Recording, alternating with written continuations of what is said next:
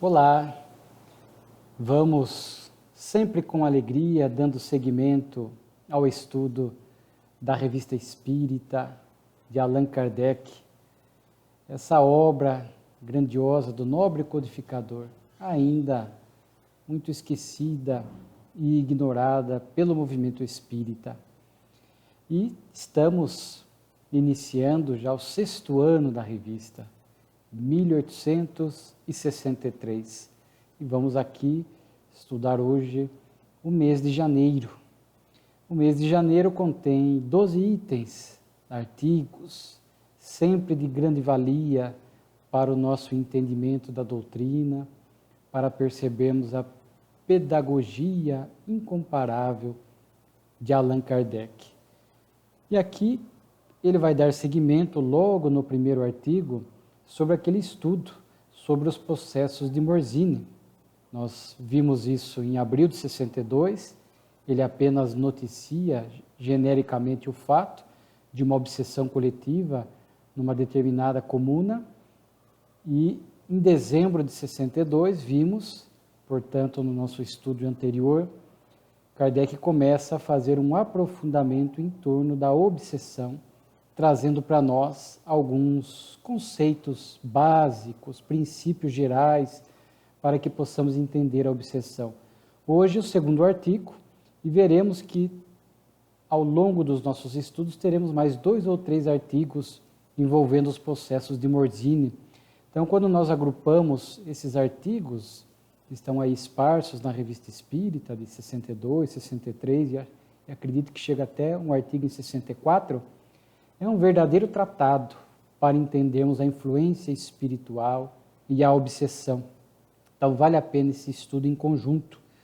E hoje, aqui dando seguimento, pedagogicamente, a partir dos conceitos e dos princípios básicos, Kardec vai paulatinamente trazendo para nós assuntos, digamos assim, de grande importância, para que depois pudesse adentrar nessa obsessão coletiva que traz desafios adicionais. Então, ele começa aqui o artigo relembrando, conforme vimos em dezembro de 62, o papel que o perispírito exerce na influência espiritual. Vimos lá essa característica ele é expansível, portanto o espírito se aproxima do encarnado e através dessa expansão do seu corpo espiritual, essa irradiação perispiritual, ele faz, se houver sintonia, este envolvimento em torno do encarnado para que ele possa começar a agir no bem, se for um espírito superior, ou no mal, para dificultar os passos do encarnado, se é um espírito inferior.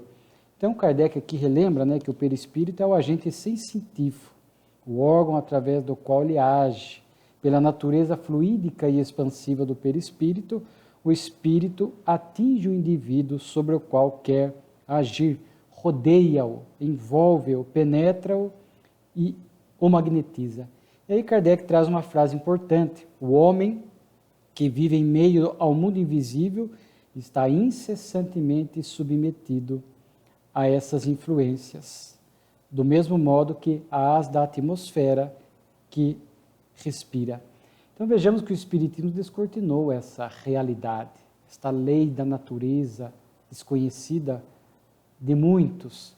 Já citamos aqui Paulo de Tarso, fala da nuvem de testemunhas. Então, acreditemos ou não, estamos cercados de espíritos à nossa volta. O mundo físico e o mundo espiritual interpenetram-se. E Kardec chega até a dizer que poderíamos afirmar que há um único mundo em 2 estados diferentes, mais bruto, essa matéria bruta, essa energia mais grosseira, e o mundo espiritual, essa energia mais sutil, o que está muito de acordo com as lições que a física quântica nos apresenta. Então é questão de sintonia. Nós podemos escolher as nossas companhias espirituais através do nosso comportamento, do nosso pensamento, da nossa vida mental, dos nossos ideais, da forma como nós nos comportamos durante a jornada evolutiva e vamos atraindo por afinidade e simpatia esses espíritos que estão pululando, estão à nossa volta em número muito grande, conforme vemos várias obras espíritas, como de André Luiz, Filomeno de Miranda, que narram e nos trazem essas lições em torno dessa população invisível que nos cerca. E aí, se o espírito for bom, diz Kardec, a influência será agradável, salutar. Isso um espírito inferior não pode mistificar. O espírito inferior pode se aproximar e tentar nos enganar através de uma ideia aparentemente boa, que quando melhor refletida percebemos que não é. Então ele pode tentar enganar-nos o intelecto, mas não a sua vibração. Os bons espíritos se aproximam e a sua irradiação fluídica gera no encarnado uma leveza, um bem-estar, né? Uma sensação agradável. E os espíritos inferiores, né, como diz aqui, nos traz uma vibração penosa, perversa, dura. Né? Então, e aí Kardec, nesse artigo, que repetimos, é um artigo base para entendermos ainda a questão da obsessão, olha a afirmação de Kardec. Nós vamos trazendo aqui algumas afirmações para as nossas reflexões, que não há como deixar de lado a leitura do próprio texto escrito pelo codificador. Vivemos num oceano fluídico. Então, estamos mergulhados nesse oceano fluídico, envolvido por fluidos, vibrações, pensamentos dos desencarnados e, é claro, também dos encarnados. O benfeitor Emmanuel chega a dizer que nós vivemos mergulhados num oceano de pensamentos. Então, as ondas do pensamento dos encarnados e dos desencarnados estão em toda parte, como as ondas do rádio, as ondas da televisão. Nós não enxergamos, mas elas estão aí. E a questão aí é de sintonia. O aparelho de rádio da TV sintoniza com um canal almejado, porque as ondas estão aí dispersas no ar. Da mesma forma, esse oceano fluídico de pensamentos e de ideias de boa ou má procedência, a questão é nós entrarmos em sintonia, conforme vimos pela nossa forma de ser, pela nossa conduta e principalmente pela nossa vida mental. Por que é importante essa questão da vida mental? Porque às vezes exteriormente eu tenho uma vida de aparências. Por conta das pressões sociais, do verniz da sociedade, nós temos uma conduta fingida para não desagradar, mas alguns têm a vida mental muito ativa no campo do mal, da sexualidade, da perversidade, da desonestidade, e esta vida mental que os espíritos percebem e identificam, e eles vêm e acabam criando esta sintonia conosco. E diz Kardec, bem lembrado, que o homem sempre conserva o livre-arbítrio, ou seja, nós jamais poderemos culpar os espíritos inferiores pela nossa desdita, porque temos o livre-arbítrio de escolher ou não, sobretudo no início. É claro que a obsessão a longo prazo, quando se torna uma subjugação, ela fica de difícil trato, mas ela começou numa obsessão mais simples, numa influenciação casual e que nós, pelo mau uso do livre-arbítrio, fomos permitindo, consentindo, invigilantes, e esta ação espiritual foi se estreitando para depois, com o decurso do tempo, ela pudesse se tornar mais intensa, mas sempre seremos responsáveis pelas atitudes equivocadas tomadas, ainda que sob influência espiritual inferior. O espírito ou os espíritos, porque nós estamos caminhando ao longo dos artigos de Morzine para estudar a obsessão coletiva, se responsabilizam diante da lei de Deus, mas a responsabilidade maior é nossa pelo livre-arbítrio. E aqui Kardec vai distinguir esta influência espiritual que todos os encarnados sofrem da faculdade mediúnica ostensiva, porque a minoria dos encarnados tem uma mediunidade ostensiva, de ver ouvir os espíritos, psicografar, curar, etc. Mas, mesmo assim, todos sofrem essa influência espiritual, mesmo não tendo a mediunidade ostensiva. Por isso que Allan Kardec afirmará que todos somos médiuns, porque todos somos capazes de receber esta influência do mundo espiritual. Não há aquele que não receba esta influência, maior ou menor, num grau qualquer, como diz Allan Kardec. Então, nessa acepção mais genérica, é que todos somos médiuns. Mas, como diz Kardec, foi a mediunidade ostensiva que permitiu à humanidade perceber esta ação espiritual. Foi através dos fenômenos espirituais, dos médiuns ostensivos que viam, que ouviam, que narravam essas experiências que eles estavam vivenciando pela mediunidade ostensiva, que psicografaram, que permitiram esse desbravar, abrir as cortinas do mundo espiritual para que nós pudéssemos entender, portanto, essa relação entre a dimensão física e a dimensão espiritual. Até Kardec diz aqui, a mediunidade ostensiva é o meio direto de observação, o médium, um instrumento de laboratório, pelo qual a ação do mundo invisível se traduz de forma patente. Então, foi através de médiuns ostensivos que Allan Kardec conseguiu ouvir a espiritualidade e trazer para nós a codificação espírita. Então, Kardec faz essa distinção, mas também conclui essa questão da mediunidade genérica, que todos recebemos essa influenciação dos espíritos. É, portanto, uma força nova, uma nova lei, como diz aqui Allan Kardec.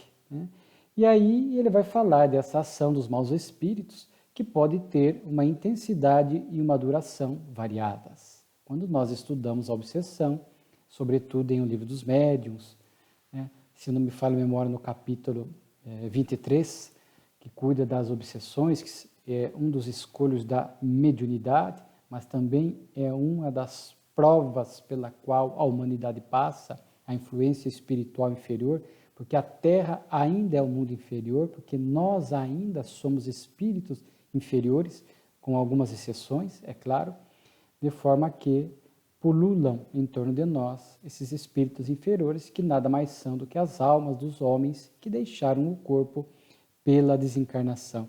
Então, Kardec já menciona essas nuances da intensidade e duração. Existe aquela... Kardec vai falar, pode ser até uma influência temporária, acidental. Às vezes eu vou num determinado local de baixa procedência, onde há, por exemplo, o consumo exagerado da bebida alcoólica, a sexualidade desregrada. Eu vou até lá, naquele momento sofro uma ação espiritual de espíritos que convivem naquele ambiente por lei de afinidade, tentando me perturbar, e muitas vezes depois eu vou embora, e esses espíritos, que não têm uma vinculação mais direta conosco, acabam ficando no ambiente, só tentaram nos influenciar ali, naquele momento. É um exemplo do que pode acontecer. Mas existem aqueles espíritos que se vinculam a nós pelo nosso passado, os prejudicamos, querem se vingar, ou por lei de afinidade, ficam conosco pelos nossos hábitos equivocados, porque muitas vezes eles já não podem mais efetivamente usar o álcool, por exemplo, as drogas, então eles se aproximam do indivíduo que tem esses vícios para se sentirem novamente, entre aspas, encharcados pelo álcool, pela droga. Eles sentem grosseiramente estas sensações vinculadas aos encarnados quando estão fazendo o uso ou dando vazão aos vícios. Então é nesse sentido. Então ela pode ser a obsessão simples, a fascinação, a subjugação mais intensa, mais duradoura, obsessão de meses, de anos, conforme nós conhecemos, a ponto de gerar, conforme já estudamos, até aquela chamada loucura proveniente da obsessão.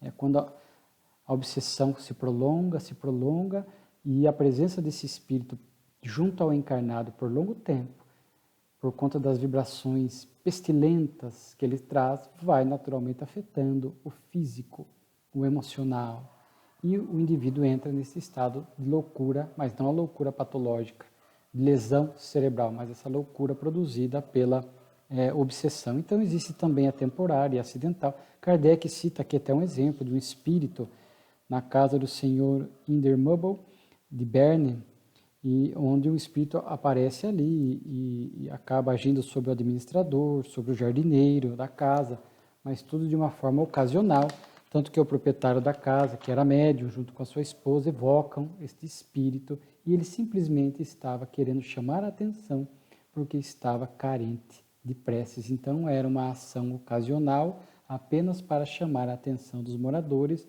Portanto, diz Kardec, não era um espírito mau. Kardec vai citar outros casos de obsessão que ele já vinha estudando na Revista Espírita, e num dado momento aqui, ele vai tocar, vai falar fazer uma relação entre a prece e a obsessão, né? Que em muitos casos, a obsessão crônica, grave, né? E a prece muitas vezes alivia a situação, mas por si só não resolve o problema. Porque se não houver a mudança moral do obsediado para sair da sintonia desse espírito, essa obsessão prossegue. A prece muitas vezes pode atrair o concurso dos bons espíritos, e atrai, que virão em socorro do encarnado que passa pela obsessão. Esses benfeitores poderão até socorrer esse espírito que influencia negativamente aquela pessoa. Então, vemos aí que há variadas tipos de situações que podem se configurar. E este espírito é atendido. A pessoa se vê momentaneamente livre da obsessão, mas se mantém a conduta moral desregrada, cedo ou tarde, por lei de afinidade, atrairá outro espírito que virá para dar continuidade a essa influência espiritual. Mas não temos dúvida e veremos que a prece desempenha um papel importante, sobretudo quando nós adicionamos aí a transformação moral. Então Kardec cita o caso de uma moça, né, que havia casado com um homem que não amava, e essa mágoa a levou a um distúrbio mental que atraiu um espírito que explorava esta mágoa. E aí Kardec vai tratar um assunto muito interessante, a ideia fixa, a monoideia, quando o indivíduo, através da monoideia, atrai espíritos que vão alimentar, potencializar, ampliar essas ideias. Então vemos as pessoas que podem estar na monoideia do pessimismo, do medo, da tristeza, do ódio, e ficam fechadas num curto-circuito, alimentando e retroalimentando apenas esse tipo de pensamento. Claro que atrairá espíritos que virão potencializar, como diz aqui Kardec, alimentar esta ideia para que o indivíduo se afunde ainda mais e se torne mais infeliz. Então, diz ele, é necessário uma força moral intensa para vencer diz ele, a resistência, né? Então, vejamos a força moral, a prece, né?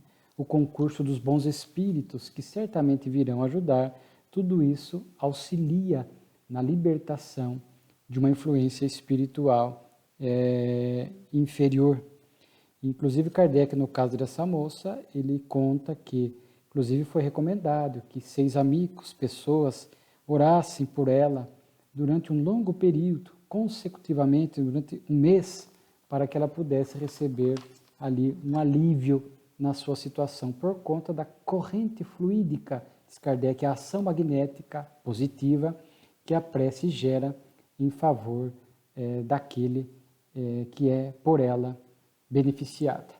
Kardec vai falar da mediunidade, que nós já citamos aqui, para não nos estendermos, em outro artigo, em outra gravação, que a mediunidade não atrai a obsessão por si só. O mau uso da mediunidade, ou a imperfeição moral do médium é que atrai a mediunidade. A mediunidade, pelo contrário, é um meio de identificar e afastar a ação desses espíritos inferiores. Claro que Allan Kardec estudou os escolhos da mediunidade em O Livro dos Médiuns. E é claro que ali está a obsessão. Então o indivíduo é portador da mediunidade. E aí diz Kardec, quando a pessoa tem a mediunidade ou quer se dedicar à mediunidade, é muito importante este ponto. Kardec recomenda o estudo prévio, a prece e as qualidades morais. Então são as ferramentas daquele que quer exercitar a mediunidade com Jesus, fiel à doutrina. Então, o indivíduo vai estudar previamente para entender a mediunidade, para poder integrar um grupo mediúnico. O hábito da prece, do recolhimento, que gera o recolhimento, a concentração, a disciplina mental. Que as pessoas que não conseguem orar, não têm o hábito de orar, não têm esta disciplina do pensamento, o silêncio interior, terão muitas dificuldades de concentração e de sintonia numa reunião mediúnica. E, é claro, o esforço do médium por moralizar-se, para que ele possa receber a ação dos bons espíritos, possa estabelecer as boas sintonias, possa ser um bom instrumento para que a espiritualidade possa contar com ele no trabalho da mediunidade. Então, agora, é claro, quando o indivíduo, por opção, está na mediunidade e não se dedica a ser um bom instrumento, continua orgulhoso, não quer estudar, é preguiçoso, não se moraliza, é claro que a sua imperfeição moral, a sua falta de melhoria no exercício da mediunidade é que atrairá a obsessão. Mesmo que ele não estivesse na mediunidade, mas a sua imperfeição moral atrairia essa influenciação espiritual negativa. Então é muito interessante essa recomendação de Kardec. Inclusive ele fala o quanto é perigoso brincar com os espíritos. Nós vimos no passado, era muito comum a brincadeira do copo, etc. E na casa espírita tivemos notícia de muitas pessoas que faziam esta brincadeira em casa, atraíam espíritos zombeteiros, brincalhões, que vinham para assustar e muitas vezes não saíam do ambiente, causando problemas. E algumas buscavam a casa espírita para poder se libertar daquela situação. Então, quando me ponho para zombar ou brincar com os espíritos, é claro que eu estou abrindo a possibilidade de sofrer uma ação espiritual desses espíritos brincalhões e zombeteiros, né? Então, por isso que mediunidade, por isso que esta relação com o mundo espiritual, Kardec vai dizer que a mediunidade é coisa santa e santamente deve ser praticada, dizem o Evangelho segundo o Espiritismo. Então, é algo muito nobre, é uma das leis da natureza, uma lei divina, esta convivência, esta interação, de forma que deve ser feito com muita responsabilidade, moralidade e seriedade, para que não advenham estes escolhos muito bem estudados por Allan Kardec. E aí diz Kardec, aquilo que um espírito pode fazer a uma criatura, vários deles podem fazer sobre diversas pessoas simultaneamente, dando à obsessão um caráter epidêmico, que é o que nós, daí diz Kardec, estudaremos mais à frente, que é o que acontecia em Morzine, né, onde várias pessoas, centenas de pessoas ao mesmo tempo tiveram comportamentos obsessivos que a medicina convencional e a religião dominante não conseguiram fazer cessar. E ele dizia, foi a epidemia de tal gênero que elas trouxe na Judéia ao tempo do Cristo. Certamente referindo-se, porque alguns espíritos falam, foi um período de grande obsessão coletiva, epidêmica, aquela época. Muitos espíritos tentando dificultar, atrapalhar a missão do Cristo, de esclarecimento da humanidade. Inclusive, alguns chegam a dizer que naquela escolha entre Jesus e Barrabás foi um episódio de epidemia obsessiva, fazendo com que muitos ali optassem de forma até hoje incompreensível pela soltura de um bandido, de um criminoso, para a prisão de um ser pacífico, como Jesus. E hoje, como está sendo gravado e muitos assistirão oportunamente, ano 2021, ainda estamos vivendo um período de pandemia da Covid-19 e transição planetária. Então, os espíritos alertam que vivemos duas pandemias, a da Covid-19 e a pandemia da obsessão, por conta desse momento muito especial pelo qual o planeta passa, de forma que todo cuidado é pouco.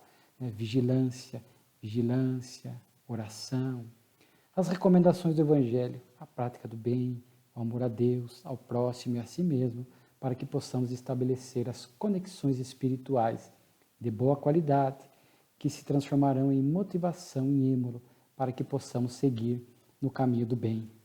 E vamos voltar neste estudo de Morzine. Kardec está aqui pedagogicamente cuidando do assunto. Temos aqui um artigo chamado Os Servos, História de um Criado.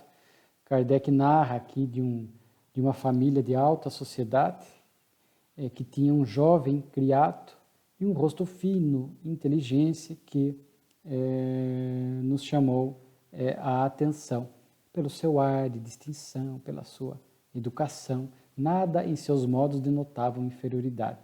Aí diz que, visitando aquela família no ano seguinte, tomou a informação de que ele havia morrido. E aí Allan Kardec resolveu, aqui é o que parece, foi evocação do próprio Kardec, que aqui não consta, mas isso é de sua menor importância, mas este criado foi evocado. E ele narra que numa encarnação anterior, ele foi de boa família, tinha muito dinheiro, mas a prodigalidade do pai o arruinou, ele acabou ficando órfão e sem recursos.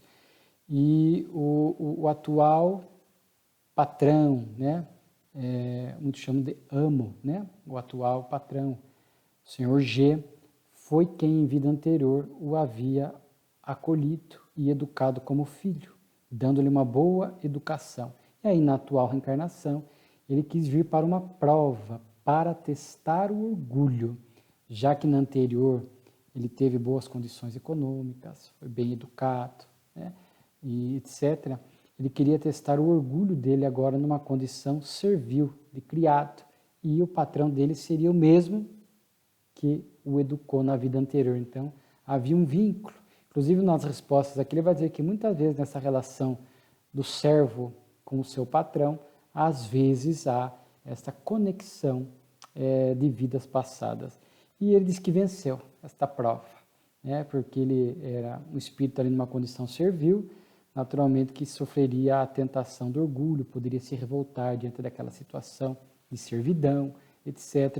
E ele foi assim muito fiel e venceu. Por que morreu tão cedo? É feita a ele a pergunta. Deus julgou minha prova suficiente, ou seja, chegou o seu período de volta, ele veio para um período curto de provação, venceu, demonstrou que era um espírito que soube se manter educado, equilibrado, mesmo diante daquela situação,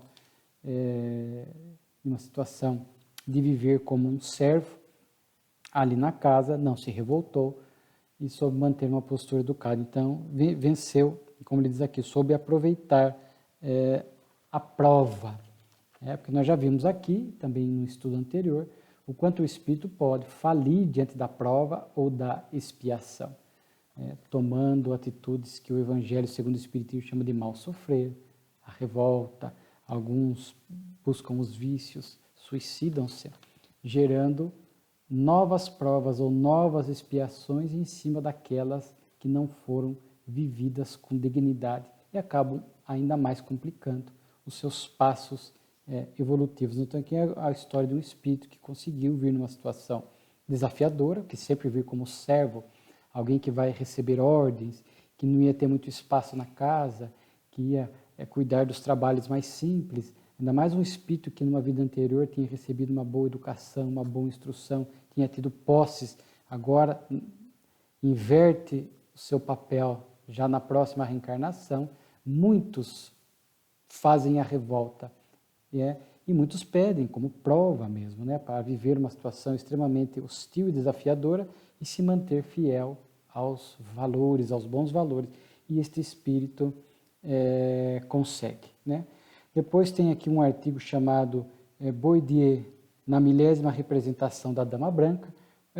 Boidieu era um compositor francês, foi um compositor de ópera principalmente, para alguns chamado Mozart francês. E aqui Kardec transcreve versos do senhor Méry, que foram recitados numa ópera, elogiando o trabalho de Boidieu. E, inclusive, Kardec cita esta poesia, porque aqui no final da poesia vai deixar ali implícita uma ideia espírita. Diz assim: cabe-nos, pois, festejar este nobre milésimo, que eleva sua peça às culminâncias, e depois conhecemos o segredo do além? Quem sabe, talvez plane sob essa abóbada uma sombra esta noite alegre a escutar, um auditor a mais que não podemos ver. Então aqui a poesia faz a menção da possibilidade de ele estar ali, estava sendo homenageado, e ele, já porque havia desencarnado em 1834, a peça ali e essa poesia recitada ele, em 1862, numa ópera cômica, e então o verso faz aqui menção de que ele pudesse ali estar. Então Kardec fala que era consentâneo com a ideia espírita, né? E que o materialismo perverso, muito intenso naquela época, lembre sempre, aquela época da codificação, uma época de muita negação de Deus, negação do espírito, dos valores morais, uma vida, assim, muitos levando uma vida materialista, né? Então, para o materialista isso parece uma fantasia, uma ficção, né? Mas para aqueles que acreditam na sobrevivência da alma e na possibilidade do intercâmbio, era algo perfeitamente possível de acontecer. E Kardec fala que para a doutrina espírita isso era plenamente possível. E depois de lida a poesia, na Sociedade Parisiense, eis que a médium, a senhora Costel, que hoje, pelos estudos e manuscritos da época de Kardec, que estão nos trazendo informações importantes, o nome dela era a senhora Lescaut, que era Costel, aqui seria apenas um pseudônimo que ela adotou, uma troca das letras, né, com o seu nome, e ela recebe o espírito de Bourdieu. E ele diz assim, num dado momento: sim, eu assistia à festa comemorativa do meu trabalho humano, e acima dos instrumentos eu ouvi uma voz mais melodiosa que a melodia terrena. Então vejamos que, às vezes, num ambiente de alta elevação, uma ópera, com músicas que mexem com a sensibilidade humana, muitas vezes pode estar ali sendo homenageado um grande compositor, e às vezes ele pode estar ali presente. Não que sempre está, mas pode estar presente. Esta é uma das belezas da imortalidade da alma e do intercâmbio. Às vezes o espírito sendo homenageado, ali está presente, acompanhando a homenagem. E junto com as melodias terrenas, às vezes no mundo espiritual, que também existe a arte, a música, e no plano superior, um plano espiritual superior, elevado, equilibrado, muito acima de qualidade do que nós podemos imaginar, as melodias celestes, as melodias elevadas, enriquecendo ainda mais o ambiente. Então o espírito vê a melodia terrena e as melodias celestes que estão ali iluminando aquele ambiente feliz pela homenagem, né? Então, com a visão espírita, às vezes uma cena da vida na Terra ganha este requinte de amplitude quando passamos a entender que ali há também a presença dos espíritos, do homenageado, e muitas vezes com essas melodias e músicas celestes elevando o ambiente, né? Cartas sobre o Espiritismo, Kardec vai trazer 2 cartas, porque muitas vezes Kardec noticia o ataque à doutrina. Vimos várias vezes esses ataques, pessoas que não conheciam o mínimo da doutrina, nem o ABC, e atacavam por leviandade, algumas por ignorância, outras por má fé. E Kardec também, quando podia, até fazendo um contrapeso a esses ataques, trazia cartas de espíritas ou simpatizantes do espiritismo, que era muito comum naquela época, e hoje também. É muito comum encontrarmos pessoas que têm a sua religião, a pessoa por opção não abre mão, mas muito simpatizantes da doutrina, acredita na reencarnação, na mediunidade, acredita na lei de causa e efeito, na influência dos espíritos, etc. Então Kardec vai citar aqui uma carta onde a pessoa vai falar para um jornal, é publicada, né, a carta, e ele fala de um convite para que as pessoas, antes de atacar a doutrina, que pudessem estudá-la para melhor compreender. Ele próprio diz aqui que já foi incrédulo e ele próprio estudou, recebeu comunicações espirituais pessoais que comprovaram a ele a veracidade da mediunidade, e de forma que ele sugere aos leitores ou a qualquer pessoa que pretenda ou que tenha uma visão da doutrina sem estudá-la, que primeiro estude para que possa formar um juízo. Ninguém é obrigado a acreditar na doutrina, mas antes de fazer qualquer comentário ou ataque em relação a ela, tem que procurar conhecê-la. Kardec cita aqui também uma segunda carta, publicada no Eco de Sétif, na Argélia, né? Onde também mais uma carta falando da doutrina, né? Que se ela realmente fosse tão má, ou produzisse loucura, ou fosse da cabeça das pessoas, como é que haviam 6 milhões de criaturas simpatizantes do Espiritismo naquela época, ou espírita, né? Então já havia uma estimativa de 6 milhões, né? E fala que o Espiritismo veio combater este materialismo horrível, que conforme vimos predominava intensamente naquela época, hoje ainda temos, mas naquela época estava muito intenso, né? E pessoas que, mais uma vez, fala aqui de não estudar a doutrina. Ele diz, eu também fui incrédulo, mas fui estudar e hoje estou convertido à doutrina. Então são cartas de apoio, né, ao Espiritismo que Kardec publica. Aqui Kardec vai responder uma pergunta sobre o Espiritismo religioso, uma pergunta que vem lá de Bordeaux. E é interessante este artigo porque a pessoa pergunta a Kardec por que o Espiritismo não se dirige àqueles que já têm uma fé religiosa específica? Por que Kardec muitas vezes se dirige aos incrédulos, aos que não acreditam na alma, não acreditam em Deus, né? Então é bem interessante isso, né? E ele fala assim, não deveria, diz a carta aqui, né, a pergunta, não deveria o Espiritismo dirigir-se a todos que estão em erro, que acreditam no fogo do inferno, na criação em 6 dias, etc., né? E aí Kardec vai dizer, lembramos do contexto da época, repito, o materialismo intenso, que o objetivo essencial do Espiritismo, ao falar da alma, ao falar da vida futura, era combater o materialismo, né?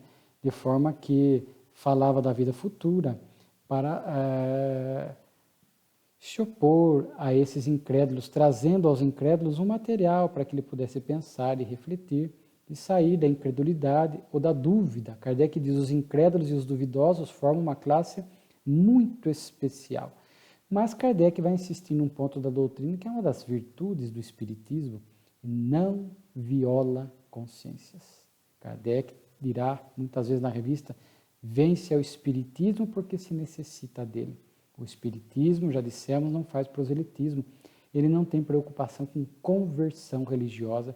Então, naquela época, Kardec não se preocupava em fazer com que um católico se tornasse espírita, que um protestante abandonasse a sua religião e se tornasse espírita. Não era esta a proposta. Naquele momento, Kardec estava se dirigindo muito a esses incrédulos, a essas pessoas que negavam, que tinham dúvida, ou muitas pessoas que, conforme vemos na revista, passavam por determinadas situações que daí a sua religião não explicava e ela vinha voluntariamente buscar a explicação espírita, mas em nenhum momento, mesmo assim, o Espiritismo exigia dela conversão, como até hoje não exige. Quem trabalha com atendimento fraterno, comparecem lá pessoas de diversas religiões, com diversas problemáticas humanas e pessoais. Nunca o Espiritismo vai fazer com que a pessoa possa, não, para você melhorar, para você conseguir a cura, para você se equilibrar, abandone a sua religião, só o Espiritismo salva, não. Fora do bem, fora da caridade, não há salvação. Então o Espiritismo respeita, diz Kardec, né, a liberdade de consciência. Então, claro que hoje nós temos muitos simpatizantes, conforme dissemos. E esses simpatizantes vêm à casa espírita, são muito bem acolhidos. Aliás, a casa espírita tem que estar preparada para este acolhimento. Ali uma escola, um hospital. Então aparecem pessoas sem religião, aparecem pessoas que não acreditam em Deus, ou que têm uma determinada religião e lá comparecem. Pessoas que estão incrédulas, pessoas que duvidam, pessoas que estão em busca de resposta. Aparecerá na casa espírita esses variados tipos de pessoas. Qual é o papel da casa espírita? Acolher amorosamente, sem julgar a quem quer que seja, respeitar a sua liberdade de consciência e instruir à luz da doutrina e do Evangelho de Jesus. O que a pessoa vai fazer é livre-arbítrio. Muitas pessoas vêm até o atendimento da casa espírita, às vezes querem respostas milagrosas para os seus problemas e não vão encontrar. Muitas vezes se simpatizam, gostam e por opção, começam a estudar a doutrina e com o passar do tempo acabam substituindo a religião anterior pela doutrina, mas por opção sim que o Espiritismo impõe. Ah, é possível alguém frequentar a casa espírita e outro templo? Claro que é possível. Claro. No Brasil, estatisticamente, o que mais tem são espiritólicos, católicos simpatizantes do espiritismo. Vão à casa espírita tomar passe, vão à casa espírita ouvir o evangelho, tem livros espíritas em casa, frequentam às vezes estudo da casa espírita e o culto da igreja. Para nós espíritas, nós jamais vamos colocar a pessoa numa situação desconfortável por não olá o cá, não. Às vezes, sabemos de pessoas que quando contam no seu tempo que estão vindo na casa espírita, acabam recebendo alguma demonstração e às vezes até uma proposta, olha, olá o cá. Para o espiritismo, não. É claro que, conforme vimos e a experiência nos mostra, depois de algum tempo, a pessoa terá dificuldade por questões emocionais, por questões íntimas, de manter uma vida dupla, desse sentido religioso. Ela vai acabar tendo uma simpatia maior ou menor por uma ou por outra e lentamente tenderá a fazer um caminho, fazer uma escolha. Alguns levam a vida toda essa vida dupla, né? Mas o importante é o bem e a conscientização. São espíritos que vão agora tomando contato com a doutrina espírita e vão assimilando gradativamente essas verdades, as leis de Deus que o Espiritismo traz de forma mais integral. Porque estudar a fundo reencarnação, mediunidade e tal, mas o bem está presente em todas as religiões, né? Então, um artigo muito interessante para reforçar este ponto. Identidade de um espírito encarnado é um caso interessante daquelas evocações de pessoas vivas. O senhor Alexandre Delane, pai de Gabriel Delane, que aliás agora, pelos estudos dos manuscritos de cartas, né, que temos feito daquela época de Kardec, descobrimos que seu nome é François Delane e não Alexandre, segundo alguns, né? Não sabemos porque ele adotou esse pseudônimo, mas isso também não é relevante. Ele evoca a sua esposa, que estava em outra cidade, em Lille, né? Ela estava lá naturalmente dormindo, vem e ele era médium de psicografia e vai receber a comunicação dela, vai ter a comprovação disso, né? E assim, o que me chama a atenção, para a gente entender um pouco essa parte mais técnica da mediunidade, é que ela, num dado momento, vai dizer para ele assim, ele pergunta, tu te comunicas por intuição ou mecanicamente? Porque tem estas formas, né, de psicografia. A mecânica, o braço mexe sozinho, semimecânico, um leve impulso, e recebe a ideia ao mesmo tempo, simultaneamente, ou a intuição. Recebe a ideia e o médium escreve com a sua letra, ele próprio movimenta o braço, colocando ali a ideia recebida. E ela vai dizer assim, eu toco mais particularmente em teu cérebro, que recebe mais facilmente, contudo, ao mesmo tempo, dirijo tua mão, sugerindo ser uma faculdade semimecânica. Atua no cérebro, ou seja, está ali colocando a ideia, e ao mesmo tempo impulsiona a mão. Quando Kardec estuda isso, parece-nos que se amolda ao conceito de semimecânico. Aqui é uma forma mais poética de falar, né? Eu toco o teu cérebro e impulsiono a tua mão. Agora, tecnicamente falando, eu gosto muito do livro Correnteza de Luz, do nosso querido Raul Teixeira, Espírito Camilo, onde ele vai estudar a mediunidade, e inclusive trazendo questões técnicas, né? E esta parte aqui mais poética da senhora Delane, né? Nós vamos entender aqui que Camilo diz assim, né? O espírito desencarnado automaticamente envolve o encarnado nos fluidos que emite, e vimos isso, o perispírito, né, no primeiro artigo, vivificados por suas intenções, externalizando as imagens que correspondem a esta mesma intenção. Então ele envolve, o espírito se aproxima, o registro se dá de espírito a espírito, é o espírito do encarnado que, num primeiro momento, registra ou sente a presença do espírito desencarnado. E depois, a partir deste contato fluídico, espírito a espírito, através do perispírito, é que acontece toda uma repercussão fisiológica no médium, né? Daí diz Camilo, de acordo com a estrutura neurológica do médium, consoante a sua organização fisiológica, o perispírito faz vibrar certas zonas do sistema nervoso central, que responde na proporção de sua educação e habitualidade. Então vejamos o quanto a vivência do médium vai tornando esse intercâmbio mais seguro, eficiente e rápido, né? Porque há educação e habitualidade. Então o médium já sente, espírito a espírito, há um envolvimento perispiritual, repercute no sistema nervoso do médium, central do médium, glândula pineal, de acordo com a constituição fisiológica do médium, né? Porque enquanto estamos encarnados, a faculdade mediúnica se reveste de células, o corpo vem preparado para determinadas mediunidades ostensivas e vai agir, portanto, nos olhos, se é evidência, nos ouvidos, se é audiência, na zona da motricidade, se é a psicografia. Então, Camilo faz um estudo bem técnico, conforme também nos domínios da mediunidade, de Chico Xavier, né? Mas eu achei interessante a fala da senhora Delane aqui, que foi assim, uma forma mais simples de falar como é que se dá a mediunidade, e hoje nós ajustamos isso através desses conceitos mais técnicos que são importantes para nós entendermos a mediunidade. É aquilo que Kardec falou do estudo prévio.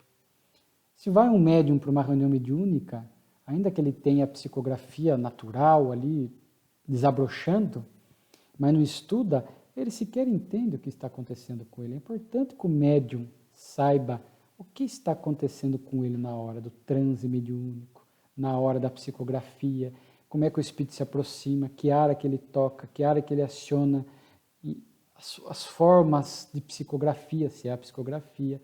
E tudo isso ajuda, vai fazendo com que ele se torne um bom instrumento, né? Tem um artigo aqui muito interessante, Barbárie na Civilização. Eu tive até a oportunidade de escrever um artigo sobre isso, porque Kardec recebe uma carta de Nova York, né, onde narra uma situação muito penosa. Infelizmente existe até hoje, o chamado linchamento. Um jovem negro foi preso, acusado de um crime sexual contra uma branca. Ele estava preso. As pessoas foram lá fazer esse motim na cadeia, esse linchamento, né? Tiraram ele da cadeia, reuniram-se numa multidão, fizeram um julgamento sumário e acabaram matando ele, enforcado, e depois ainda com disparo de arma de fogo, e arrastando ele pela cidade com gritos, como se exibisse um troféu, né? Então, Kardec narra isso e virá uma comunicação logo em seguida falando da barbárie, do comportamento, né? Que, inclusive, o Espírito diz assim: o aperfeiçoamento do coração, as luzes da consciência, a difusão dos sentimentos de solidariedade universal dos seres, ou da fraternidade entre os humanos, são as únicas marcas autênticas que distinguem um povo na marcha do seu progresso geral. São por esses caracteres que se reconhece uma nação adiantada. Então, estava muito distante. Fraternidade, aperfeiçoamento do coração. Só que quando eu estudei isso, e escrevi o artigo, vi que no Brasil e no mundo ainda temos muitos casos de linchamento. Nos últimos 60 anos no Brasil, estima-se 1 milhão de linchamentos. Quando as pessoas são tomadas pelo ódio, pelo descontrole, pela raiva. Mas a pessoa praticou uma atrocidade. A lei humana cuida dela, assim como a lei de Deus. Agora, quando nós entramos num processo de linchamento, entramos até no processo, já antecipando o Borzini, de obsessão coletiva. Esses espíritos que querem causar desordem, né? Já vimos pessoas que às vezes fazem esses movimentos, daqui a pouco entram numa sintonia obsessiva coletiva, perdem o controle, praticam desordem, saques coletivos em loja e depois se arrependem. Não sabem nem por que praticou. Entrou em sintonia com um grupo de espíritos que querem causar desordem. Então, o linchamento são ainda resquícios da barbárie humana. Um dia deixará de existir, para que nós jamais participemos de linchamentos, de qualquer tipo de violência, né? Qualquer tipo de violência, né? Por mais que o que a pessoa tenha feito, tenha tido um crime que chocou a nossa humanidade, a nossa sociedade, a nossa cidade, nós, é claro que não concordamos, mas também não podemos concordar com a violência alimentando a violência. A lei humana cuida. Mas se a lei humana falhar, tem a lei de Deus, que é infalível. Da nossa parte, temos que exercer os valores cristãos do Evangelho, da tolerância. O que é tolerância? É conivência? Não, eu não concordo, mas eu não posso estar contra ele. Nós não temos o direito de tirar a vida de quem quer que seja Por mais bárbaro que tenha sido o seu crime, pena de morte? Jamais. Até porque não resolve. Porque o criminoso continua liberto do corpo no mundo espiritual, podendo agir através dos processos obsessivos. Em linchamento, nós poderíamos até abrir aqui um leque para falar dos linchamentos virtuais. Hoje em dia as pessoas aproveitam as redes sociais para execrar as pessoas, para humilhar, preconceitos, né? Aqui era um jovem negro, preconceitos ainda de cor de pele, né? De etnia, de condição social, de gênero, é um absurdo ainda. A Terra está em transição, né? Esses tipos de condutas tenderão a ir desaparecendo com o passar do tempo. Da nossa parte, o compromisso de não termos nenhuma conduta que seja de preconceito. Não somos o corpo, o espírito, que é o Filho de Deus, ele não tem cor, ele não tem condição social, nem gênero, tem reencarna masculino, feminino, na pobreza, na riqueza, naquela cultura, nessa cultura, negro, branco, etc. Então não há porquê, com a ideia da reencarnação, qualquer tipo de preconceito não se sustenta. E hoje, com as redes sociais, temos que manter esta conduta cristã. Como Kardec na Revista Espírita. Atacada a doutrina, sempre com educação. Linchada a doutrina, ele nunca ia linchar as outras pessoas. Revidar ofensa por ofensa. Assim devemos nos comportar nas redes sociais. Sem agredir a quem quer que seja. Então é um artigo assim, que mostra aqui que o aperfeiçoamento do sentimento, a fraternidade, a tolerância, realmente são as características do mundo regenerado, do porvir. Temos que nos ajustar a essa nova característica do planeta. Né? Kardec traz duas comunicações espirituais, que recomendamos a leitura, né? Proximidade do inverno. Inclusive, é o senhor Sanson, que foi membro da Sociedade Parisiense, convidando as pessoas à prática da caridade no inverno que estava chegando. Para o exercício da caridade, que é tanta... É a hora que deveis marchar e buscar os sofredores, proativos no bem. Não esperar que eles batam à porta da nossa casa ou nos interpelem na rua. O verdadeiro homem de bem, conforme está a esmola aí no Livro dos Espíritos, se antecipa na prática da caridade, evitando que a pessoa muitas vezes se humilhe pedindo, que é humilhante, muitas vezes tem que pedir. Então, da nossa parte, que possamos nos antecipar e ir na direção daqueles que sofrem, moral e materialmente, ofertando socorro. Lei do progresso, também fala muito deste período de transição, de crises que nós estamos vivendo, dos ciclos evolutivos, que achei tão bonita essa frase, Deus fornecerá a semente e o trabalhador. O que é a semente? A semente da verdade, que é gradativa, que Deus vai revelando. Jesus veio lançar esta semente amando de Deus, enviado por Deus, é o maior trabalhador de Deus aqui na Terra, mas outros trabalhadores vieram, espíritos menores que Jesus, mas maiores do que nós, missionários, trazendo esta semente para ensementar o sólido árido da alma humana, trazendo lições no campo do bem e do intelecto, para que a gente possa se tornar também um trabalhador, para que, amando de Deus, possamos levar estas sementes do bem a outras vidas, a outros corações. Deus sempre provê, sempre provê. Há uma frase que diz que Deus ajuda a criatura humana através da própria criatura humana. É verdade. Não só através da criatura humana, mas também através da criatura humana. Porque a providência divina é diversificada, é variada, é múltipla. Né? Envolve os encarnados, os desencarnados, as suas leis perfeitas e justas. Mas o progresso se dá da nossa parte que a gente possa cooperar com esses trabalhadores, porque muitos são chamados. A semente chega de muitas formas, o convite, mas que a gente possa aceitar esta semente, permitir que ela realmente encharque a nossa alma, né? Que ela penetre o nosso coração e possamos nos tornar um trabalhador do bem. Por fim, Kardec, na bibliografia, onde ele cita obras, né? Cita uma obra de Camille Flammarion, A Pluralidade dos Mundos Habitados. Falaremos ainda de Camille, que realmente foi um grande trabalhador da doutrina, contemporâneo de Kardec, né? Trabalhou ali na Sociedade Parisiense, E Kardec diz, embora não se trate de espiritismo nesta obra, o Sr. Flammarion vai tratar de um dos pontos básicos da doutrina, a pluralidade dos mundos habitados. Essas bilhões de galáxias não poderiam estar desabitadas, né?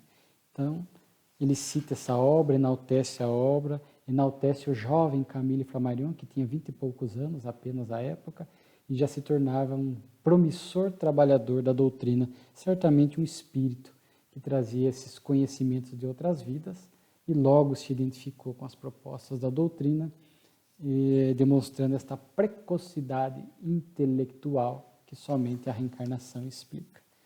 E por fim, subscrição em favor dos operários, né, até por questão do inverno mesmo que estava chegando. Kardec cede o escritório da Revista Espírita, que na época estava na passagem Saint-Anne, para que as pessoas pudessem levar as suas doações. Então, o lado caridoso de Kardec, sempre sensível a esta miséria humana, oferecendo o espaço da revista, do escritório, para que as pessoas pudessem fazer as doações e ele pudesse depois entregar aqui aos operários de Rome, né? Então, é um lado aqui na revista de nós identificarmos este lado moral de Kardec, até porque ele não poderia ser um contrassenso que Kardec falasse tanto da caridade, citasse comunicações espirituais como vimos aqui, né? O inverno está se aproximando, se ele próprio não desse o exemplo. Kardec realmente foi alguém profundamente caridoso, preocupado, né? Com o bem-estar material e, sobretudo, moral do próximo. Então, aqui ele encerra com essa subscrição, convidando as pessoas também a exercitarem o lado caridoso. As campanhas que surgem, que nós temos que aderir, mas não podemos ajudar só quando há campanhas. Temos que estar sempre proativos no bem, porque sempre há necessitados, sempre há pessoas carentes da caridade material e da caridade moral. Então, a grandeza da Revista Espírita, né? A grandeza da revista. E seguiremos estudando ela. Gratos por vocês que nos acompanham.